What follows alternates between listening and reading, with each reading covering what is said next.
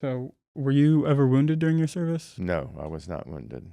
Did you ever experience disability later, though? I did. Funny that you ask. Uh, Agent Orange was a defoliant that was used all over Vietnam in the 60s and maybe early 70s. And everybody sort of knew about it, but I didn't think anything about it. Well, 50 years later, I came down with prostate cancer and didn't think anything of it.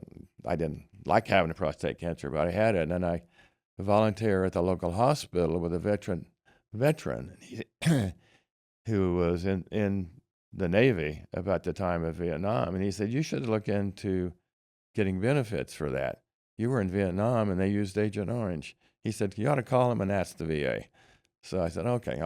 So I called them and I told them what years I was in Vietnam and what my diagnosis was. Mine was prostate cancer, but there's about 10 diseases that if you had later in life and you were in Vietnam during a certain time period, you were eligible for disability benefits.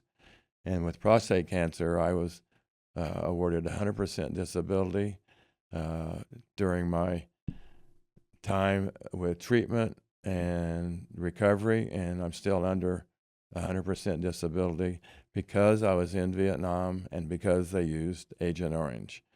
The government assumes or presumes that that's the reason that I got prostate cancer when I was 78 years old.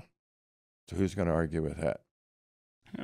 Certainly wouldn't argue against it if I were you. I wish I wouldn't have got cancer, but it's nice that the government gives me that benefit.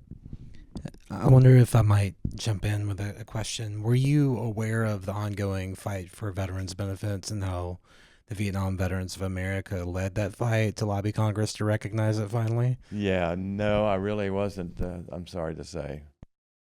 But you benefited. I did benefit from it very much. It was a streamlined process, it seems. Yes, it was very easy to do. But obviously you have to prove that you were there, and they can verify that. And during that time period, so it was an easy process.